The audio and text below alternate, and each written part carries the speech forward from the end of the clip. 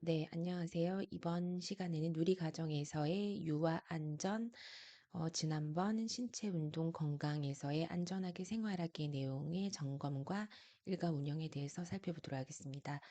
네, 두 번째 일과 운영에서의 안전하게 생활하기입니다.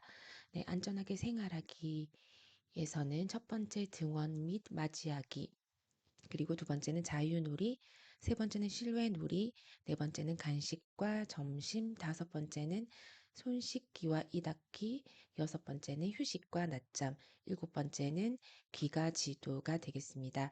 네, 첫 번째 등원 및 맞이하기에는 환경 준비와 점검, 영유아의 등원 및 맞이하기, 영유아 차량 지도가 있습니다. 네, 영유아가 이제 등원할 때 교사가 영유아를 웃는 얼굴로 맞이해서 영유아의 건강 상태, 기분, 변화된 모습을 관찰하고 이상한 점을 발견했을 때 보호자와 상담을 통해서 영유아의 상태를 파악하게 됩니다. 그래서 오늘의 유아의 기분이 어떤지, 유아의 건강 상태가 어떤지를 알 수 있게 되죠. 그래서 혹은 아픈 아이가 있다면 투약 의해서를 이제 투약할 약은 이제 영유아의 손이 닿지 않는 곳에 보관함에 넣어두고 투약 의뢰나 처방 없이 임의대로 처방 이제 투약하지 않습니다. 그리고 처방 내용에 따라 정확하게 투약한 후 투약 내용을 기록해서 가정으로 보냅니다. 네, 두 번째는 이제 우리가 영유아의 차량 지도가 되겠습니다. 영유아의 차량 지도가 이제 교사는 영유아를 차량에서 승하차할 때 반드시 내려서 영유아의 손을 잡고 이제 옷자락이 끼거나 밟히지 않도록 주의하고 비가 올 때는 영유아가 우산을 접고 펼 수 있도록 네, 도와줍니다. 그래서 영유아가 차에 탄 후에는 반드시 이제 안전벨트를 맨 후에 출발하도록 하고요. 이 중에 이제 36개월 미만의 영아는 안전인증을 받은 자동차용 어린이 보호장구 카시트를 착용하는 것을 원칙으로 합니다. 그리고 차량은 영유아의 안전을 위해서 서행하며 교사는 운행 중에 영유아가 자리에서 일어나지 않도록 지도합니다. 그리고 차량이 교육기관에 도착했을 때는 이제 먼저 차에서 내려 영유아가 내리는 것을 도와주고 모든 영유아가 다 하차한 것을 반드시 확인한 후 이제 교사도 내려야 됩니다. 네, 그리고 또한 등원 시에 교사가 어린이집 통학버스 뒷좌석에 그쵸? 네, 뒷자리에 자는 영유아를 미처 확인하지 못해서 사고가 발생할 수 있기 때문에 맨 뒷좌석까지 충분하게 이제 아이들이 다 내렸는지 이제 검토하는 것이 중요합니다.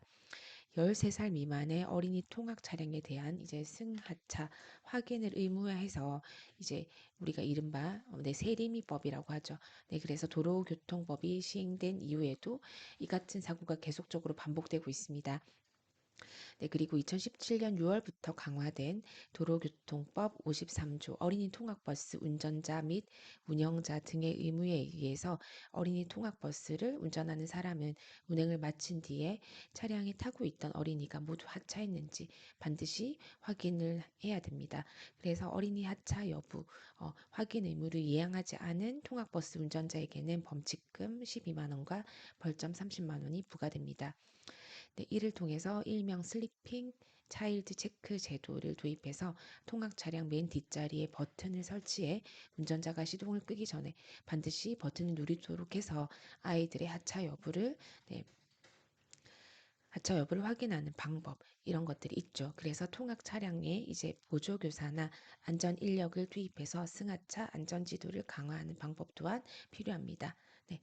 두 번째는 이제 자유놀이가 되겠습니다. 네, 자유놀이는 영유아가 다양한 영역에서 이제 활동을 하는데 실내 자유놀이 시간이 가장 많이 안전사고에 노출되어 있고 안전사고가 발생하는 곳입니다. 그래서 그 시간에는 이제 교사가 더 많은 주의를 기울여야 되겠죠. 네, 그래서 먼저 교사는 영유아를 이제 교사 눈앞에 볼 수 있도록 하며 영역을 구성할 때는 구석지거나 비품으로 가려지는 곳이 없도록 하여야 합니다. 그리고 놀잇감의 수와 활동 공간을 여유 있게 배치해서 영유아의 충돌이나 다툼이 일어나지 않도록 주의해야 합니다.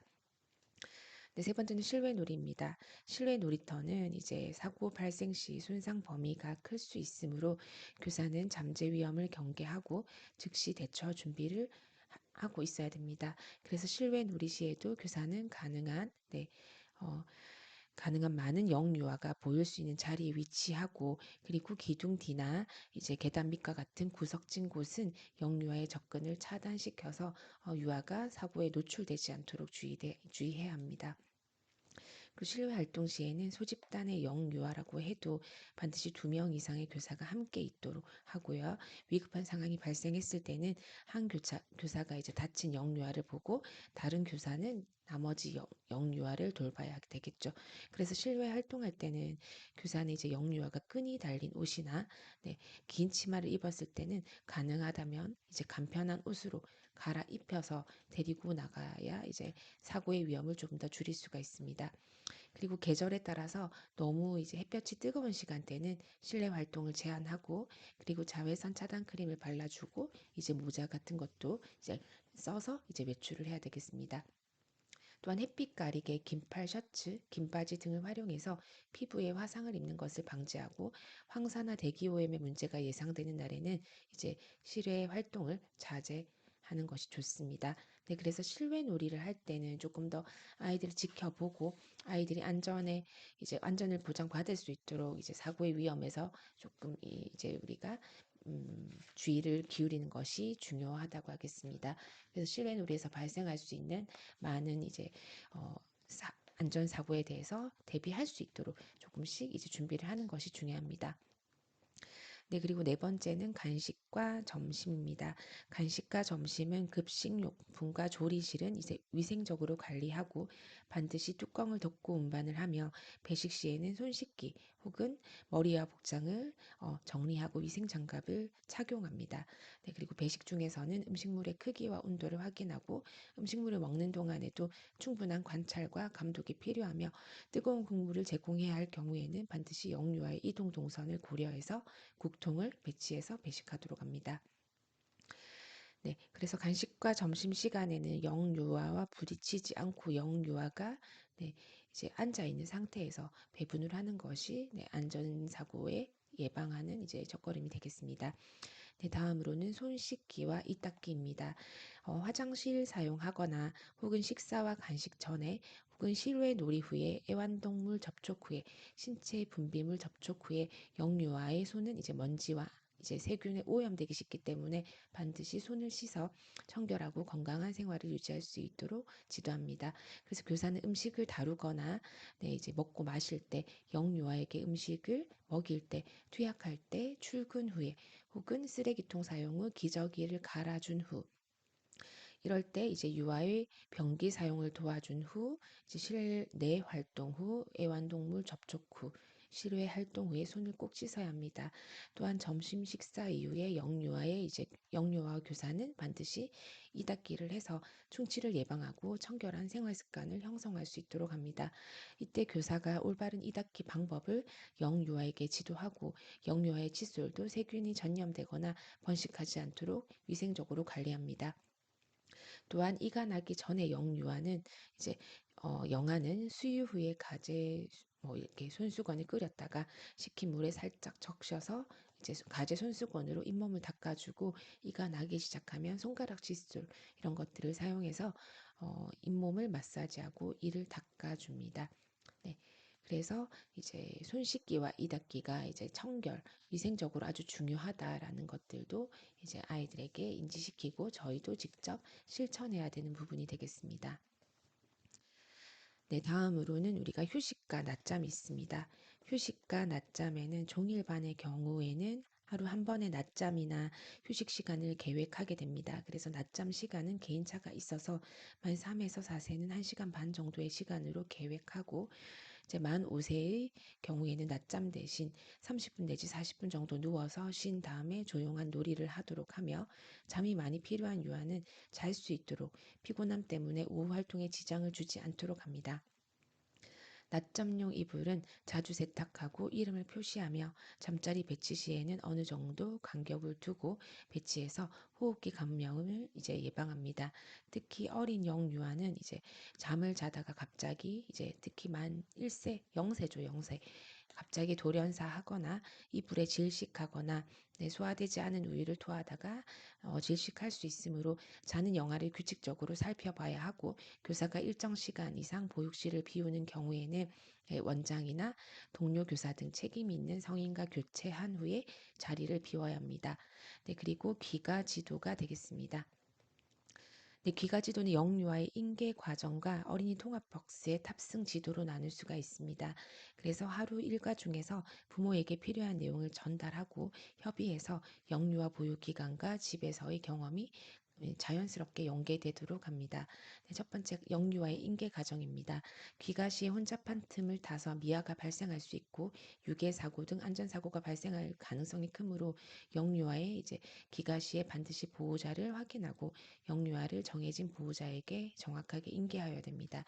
이때 보호자가 영아를 직접 데리고 교육기관을 오가는 경우, 차량을 이용해서 영아를 등하원시키는 경우에 따라서 영유아의 인계 과정을 문서화해서 구체적인 절차와 방법 등을 체계적으로 명시해야 되겠죠. 그리고 모든 영유아의 보호자에게 사전에 영유아의 이름, 귀가 시에 영유아를 인계받을 보호자의 이름과 관계 및 연락처, 보호자의 서명 이런 것들이 포함되어 있는 귀가 동의서를 받아야 되겠습니다.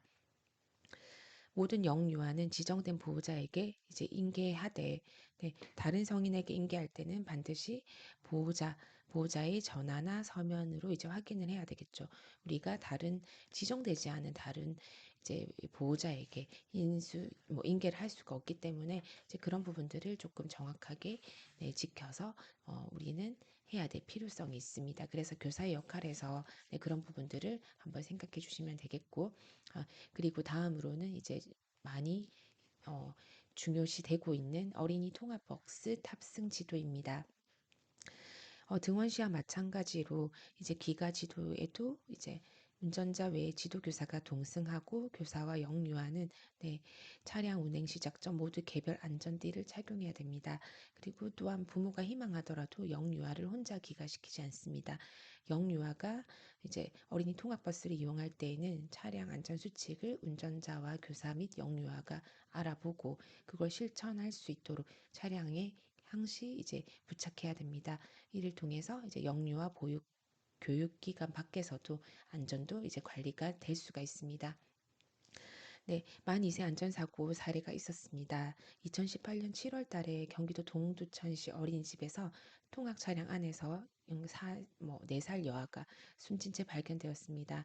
그래서 영아는 아침에 통학 차량에 탑승한 뒤에 오후 4시 30분까지 아이가 없어진 것을 발견하지 못해서 폭염 속에서 질식사 했던 그러한 사례가 있기 때문에 조금 더 안전에 유의해야 될 것 같습니다. 그래서 저희가 차량 안전 수칙 부분은 우리가 운전자 준수 사항이 있고 교사 준수 사항, 영유아 준수 사항이 있습니다.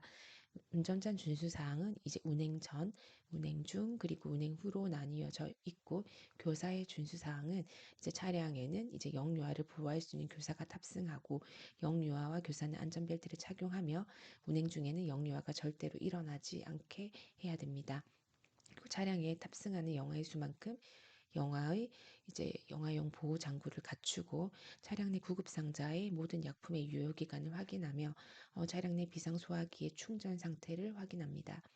그리고 차를 출발 또는 후진시키기 전에 영유아가 어디에 있는지 살피고 영유아는 항상 보호자에게 직접 인계합니다.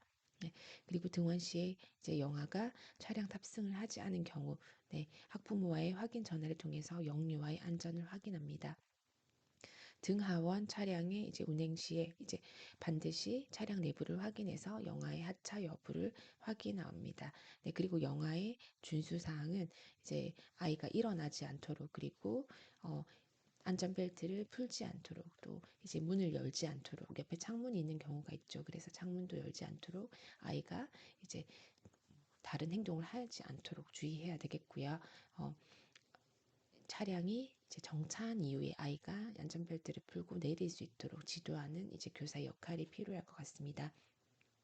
네, 그래서 우리는 국가 수준의 영유아 안전에 대해서 누리과정과 표준 보육과정에 대해서 이제 살펴보았고, 오늘은 이제 일과 운영에서의 안전하게 생활하기 부분에서 하루에 이제 일과 중에 일어날 수 있는 사고, 그리고 우리가 교사가 어떠한 부분을 조금 중요시해서 챙겨 보아야 되는지를 살펴보았기 때문에 등원 및 맞이하기부터 자유놀이, 실외놀이, 간식과 점심, 손 씻기와 이닦기, 휴식과 낮잠, 귀가 지도까지 함께 어우러져 살펴보았습니다. 그래서 오늘은 이제 여기까지 이제 챕터 3은 여기에서 마무리를 하도록 하겠습니다. 네, 감사합니다.